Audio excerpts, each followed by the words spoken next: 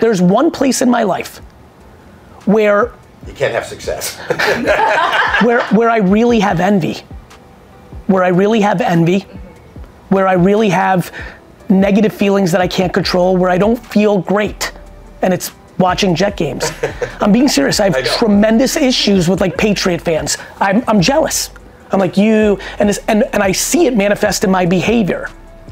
And it's just really, and I attack and I razz and I do things and I don't feel good about, like, it's very easy for me to tap into the way people think about politics and the way people think about other things in the world based on that.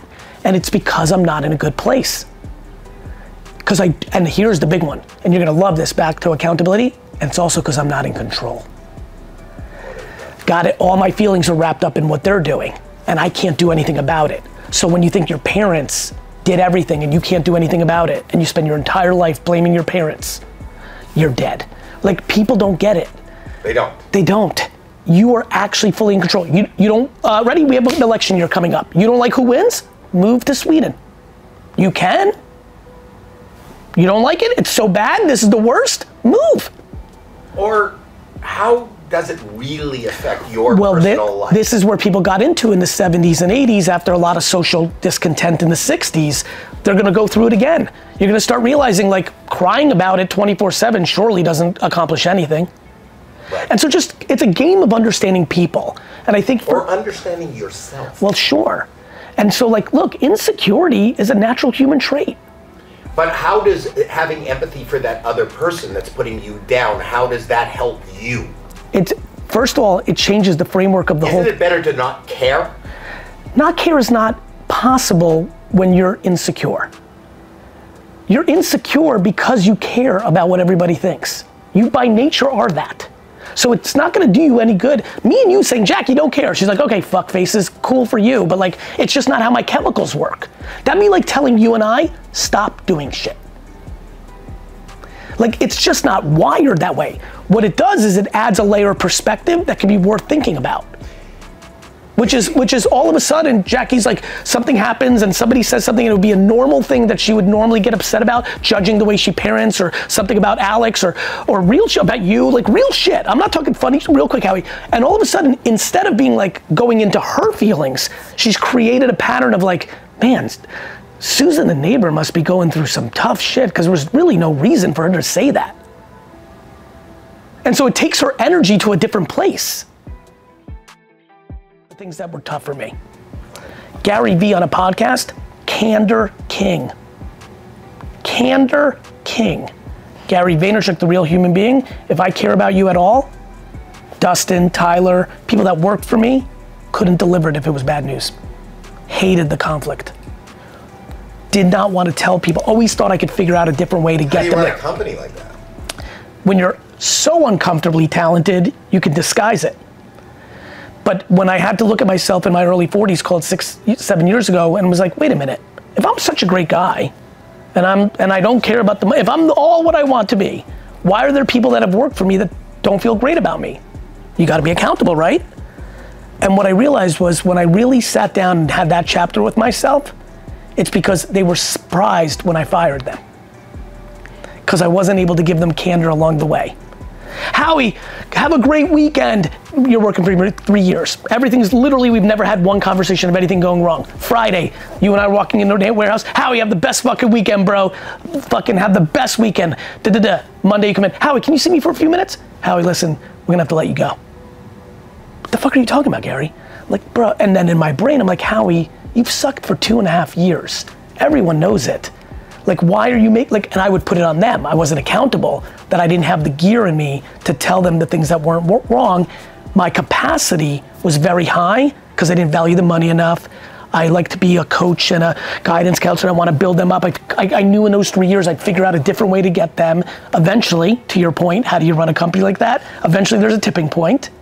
But instead of being accountable that it was on me for not doing the things ahead of time to not surprise them, I would blame them of like being like delusional. Have you changed that?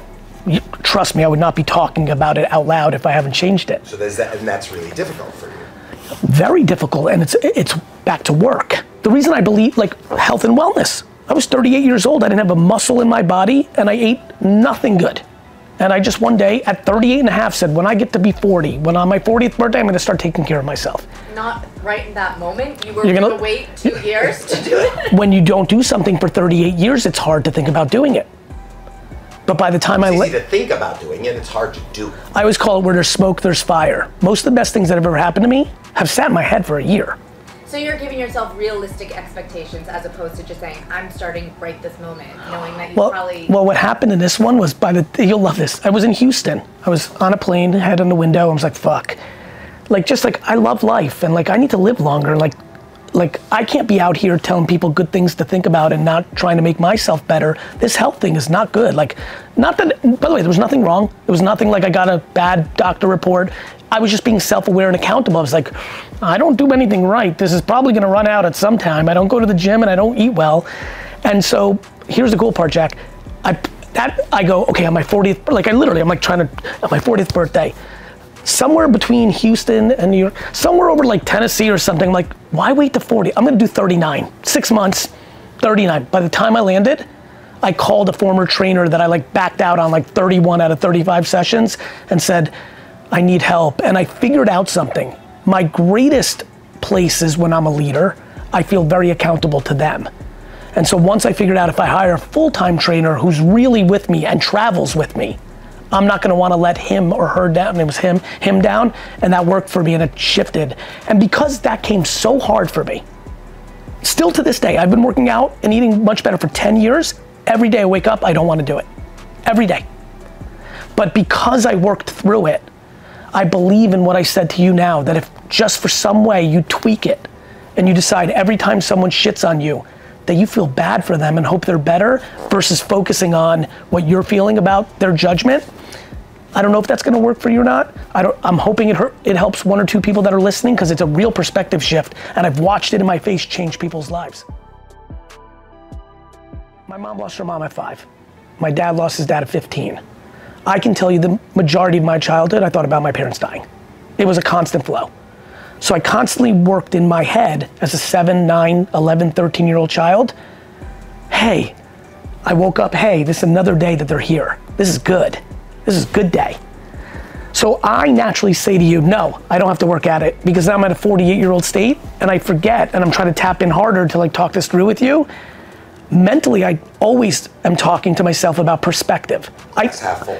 Yes, I think about things, this is real life to me. I know it's a little weird or not talked about as much, but I'll sit here, I'll do this podcast, this is so lovely what we're doing now, I'm enjoying this, and I'll then literally take the feelings I have right now, which is a lot of joy and energy, and as we transition and walk out and talk with team photos, talk a little bit, talk about this startup, as we do that, a part of my brain will be like, hey, this will really happen.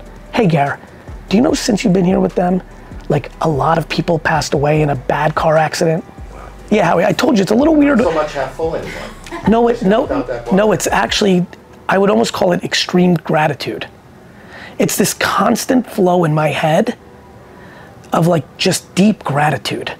And it's a constant conversation. And so it's funny, I acted very fast and say to you, no, but boy, I'm not sure how many people on earth walk around and are constantly talking to themselves about perspective and keeping shit simple and just be grateful for what's going. And yes, this is challenging, this is hard in personal life, this is hard at work, but fuck, as long as these 17, 10, 9 people that are closest to me are healthy, then today's a great fucking day, and that helps me a lot. So maybe I am working at it. So, and it's a constant, there's nobody that's just happy. Happiness doesn't happen, contentment doesn't happen.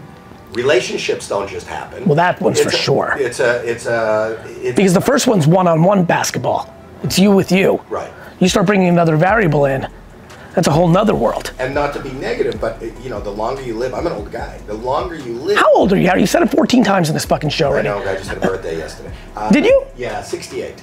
It's great. I just turned 48. So I got 20 years on you. I was an adult. I was almost of drinking age when you were born. No, you were actually. It used to be 18 in your era. Not in Canada. Got it. No, it was 18. It was 18. 19 now. Yeah. Then my parents lied to me. Yeah. I think it's just you're so old you forgot. Yeah. That's the first. No, but what I'm saying is, Howie, how about this though? Actually, let's talk about. I love that. Let's talk about this something. A little back to more sunshine. How about the fact, could you have ever imagined at 20 years old that 68-year-old you would be this hungry, this alive, this many more plans of the future? I know.